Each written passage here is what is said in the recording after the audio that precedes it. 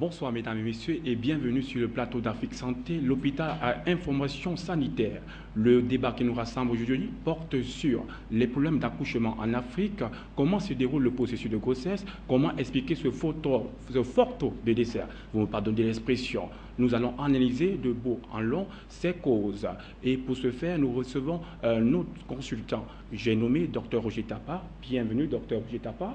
Merci beaucoup et bonsoir aux téléspectateurs de cet après-midi. Et nous profitons pour vous remercier de votre fidélité, toute l'énergie que vous déployez pour la suivi de cette émission et même de l'amélioration, Dr Roger Tapa. Le plaisir est pour moi si on a une occasion de contribuer à l'amélioration de la santé, ce n'est qu'un plaisir.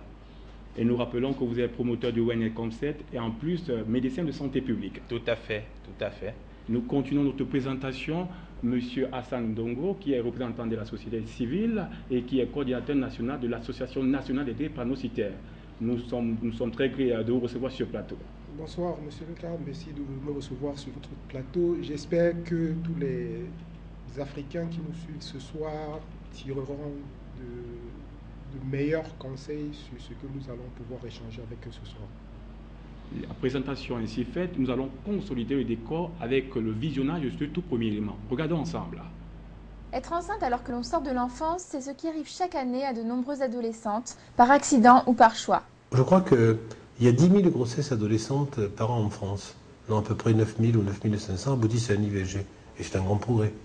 C'est-à-dire qu'effectivement, accompagner l'adolescente à une IVG, quand elle ne veut pas d'enfant, c'est bien. Mais il y a aussi 200, 300, 400 jeunes couples de 15, 16, 17 ans qui ont des enfants. C'est intéressant d'étudier ce qui se passe. Avoir un enfant lorsque l'on a 20 ans, n'est-ce pas un peu trop tôt? Je crois que le fait culturel est important, puisque dans certaines civilisations, avoir un enfant à 18-19 ans ne pose pas problème. Il n'y a pas de règle, mais je crois que les progrès la pilule, l'IVG, le préservatif, c'est quand même bien pour pas avoir un enfant trop tôt. Maintenant, je crois honnêtement qu'avoir un enfant tôt, c'est pour moi un signe de vulnérabilité, un signe de fragilité.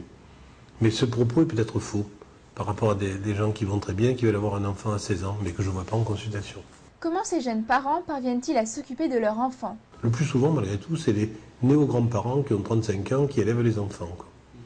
Donc c'est une relation fraternelle. Mais il y a aussi des couples qui élèvent leurs enfants en étant au collège et qui peuvent réussir leur carrière. Dans tous les cas, le soutien de leur famille et de leurs proches est essentiel pour ces adolescentes, pour les aider à faire les bons choix et affronter l'avenir dans les meilleures conditions.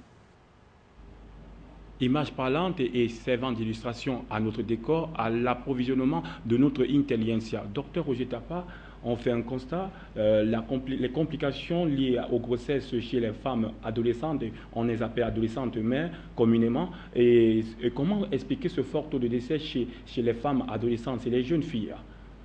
Oui, le fort taux de décès chez les jeunes filles c'est pas seulement chez les jeunes filles, c'est chez les femmes qui accouchent, et notamment dans les pays en voie de développement, comme on les appelle. La plupart de ces pays, c'est en Afrique subsaharienne. Ce n'est un secret pour personne. Si on prend les statistiques dans le monde qui nous éclairent aujourd'hui, on va voir que environ 360 000 femmes meurent par an dans le monde à cause des complications liées à l'accouchement. Et tenez-vous bien, 99% de ces femmes, ça se trouve en Afrique subsaharienne. Ça, c'est très grave pour un continent qui n'a que 16% de la population mondiale, où on retrouve 99% des décès chez les femmes qui accouchent. Ceci est d'autant plus grave qu'aujourd'hui, il faut regarder le problème avec une certaine attention, d'autant plus qu'on parle de l'accouchement. Les enfants, au moins un enfant sur 22, en 2010 on parle des statistiques, un enfant sur 22 mourait avant 1 an de son existence, soit 6,2 millions d'enfants. Ça, c'est des statistiques assez graves qui interpellent. Docteur Roger Tapa, le continent africain, on sait bien que le continent africain, la plupart des pays qui sont situés dans le continent africain sont les pays dits en voie de développement ou alors qui sont les pays des tiers-monde. Est-ce que cela n'expliquerait pas la précocité de ces grossesses, d'où le nombre de mortalités maternelles infantiles? Oui, la précocité de la grossesse est liée à plusieurs facteurs. Déjà, le facteur d'ignorance, l'éducation. La deuxième chose qu'il faut mentionner ici, c'est la pauvreté. La pauvreté, c'est un grand facteur. Et la troisième chose qu'on peut évoquer, c'est également les cultures.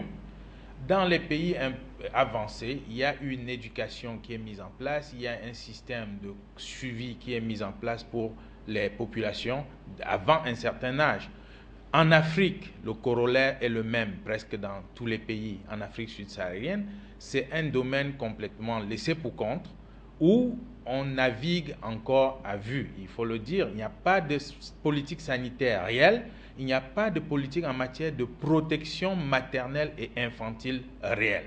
On assiste encore en 2014 à des séminaires sans fin, des discours sans action et pas de mesures concrètes qui concourent à combattre les causes exactes de ce taux élevé de mortalité maternelle et infantile en Afrique. Permettez-moi, Dr Roger Tapa, d'insister pour une fille qui nous regarde en ce moment, quel est l'âge le plus bas autorisé pour une conception sans risque chez la fille? L'âge le plus bas, vous voulez dire l'âge scientifique qui protège la fille. On recommande au maximum que la fille soit adulte. Adulte, c'est 21 ans sous nos tropiques. À 21 ans, on s'assure que les organes maternels sont assez matures, que la fille a reçu assez d'éducation par rapport à ce qu'il attend et qu'elle est assez éduquée par rapport aux dangers qu'elle court en tombant enceinte. Donc, mais il faut nuancer ici parce que l'âge dans les mêmes pays dépend des cultures. Il y a des cultures dans lesquelles 11 ans, 12 ans, dès que la fille a sa puberté, elle peut tomber enceinte. Évidemment, le taux de mortalité maternelle dans cette classe sociale est élevé. Vous faites bien de le dire. Je me retourne vers M. Ndongo, M. Hassan Ndongo. Le problème de précocité des naissances qui augmente le décès de la maternité, vous me permettez, comment expliquer chez une famille qui envoie un enfant très tôt, 14 ans, en mariage, et celle-ci est obligée d'accoucher puisqu'elle est en mariage? Est-ce que vous acceptez cet âge assez précoce pour pouvoir favoriser la maternité? Quel est votre regard là-dessus? Non, la lecture, elle est toute simple. Nous, en tant qu'Africains, on est resté, on veut copier le modèle occidental en gardant en même temps nos traditions africaines, ce qui est très très difficile. Vous allez voir, je vais prendre le cas dans la bande sahélienne qui va de la Mauritanie jusqu'au Soudan. Vous vous rendez compte que de manière culturelle, c'est des peuples qui ont gardé presque les mêmes cultures. Là, il y a des filles qu'on paye la dot à la naissance, ce qui est très grave parce que là, vous allez trouver des filles qui vont au mariage à 8 ans. Alors, est-ce qu'à 8 ans, est-ce qu'un enfant est déjà suffisamment conscient pour devoir aller en mariage? Je dirais non. Mais maintenant, comme c'est un problème culturel, quelle est la place de l'Africain par rapport comment je vais dire ça, au développement des Occidentaux que nous voulons copier? Est-ce que nous devons garder nos traditions africaines en voulant vivre comme des Occidentaux?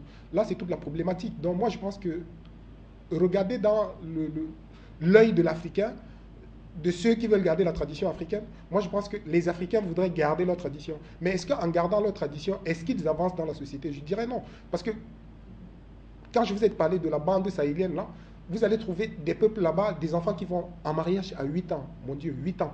Mais qu'est-ce qu'un enfant de 8 ans connaît pour devoir aller faire dans un mariage?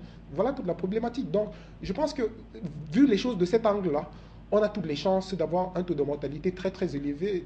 Et c'est ça le comble de l'Afrique. Et en matière de culture, si la culture africaine nous permet de diminuer en nombre, est-ce qu'une culture à favoriser? Moi, je pense que la culture a... Je vais dire, nos mœurs africaines nous favorisent. Si vous allez voir dans cette bande-là que j'ai citée plus tôt, que des enfants à 14 ans sont mères, elles sont mariées, elles doivent être femmes au foyer.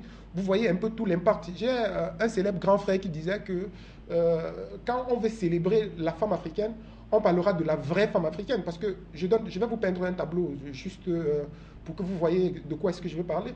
Prenez cette jeune fille-là qui va au mariage à 14 ans, qui doit non seulement aller faire les travaux champêtres, ensuite s'occuper de sa progéniture, leur faire à manger avant de s'occuper de ses devoirs conjugaux. Vous trouvez que c'est tout un ensemble qui fait que le risque doit être très très élevé en ce qui concerne nos sœurs africaines, malheureusement. D'où l'enfant s'occupe de l'enfant. Donc d'où l'enfant s'occupe de l'enfant, malheureusement. Surtout qu'on dit que l'enfant ne fait pas l'enfant en Afrique, malheureusement. on se rend compte qu'il y a des enfants qui font des enfants. Malheureusement, on se rend compte qu'il y a des enfants qui font des enfants. Docteur Roger Tapa, au niveau biologique, quels sont les risques pour une fille de moins de 15 ans qui s'en va accoucher? Biologiquement, qu'est-ce que ça représente comme risque? Oui, les risques sont très grands parce que déjà sur le plan hormonal, elle n'est pas assez mature pour supporter la grossesse sans risque. Sur le plan physique, déjà, elle n'est pas assez modelée pour tenir une grossesse. Mais le plus grave, c'est sur le plan psychologique. Sur le plan psychologique, vous avez un enfant qui à peine réalise ce qui lui arrive avec les saignements qu'elle a tous les mois, qui comprend à peine les risques que pose une grossesse, qui ne comprend même pas comment on tombe enceinte et qui subitement se retrouve avec un corps étranger dans l'organisme. Le corps étranger est difficilement supporté par l'organisme quand il n'est pas préparé. Ça, sur le plan biologique, c'est très, très, très grave. Et les risques qui vont s'en suivre ne sont que tout à fait normaux. On peut avoir des difficultés énormes au moment de l'accouchement. On peut avoir des difficultés de prise en charge avant l'accouchement parce qu'elle ne comprend pas. On peut avoir également des risques énormes pendant l'accouchement lui-même.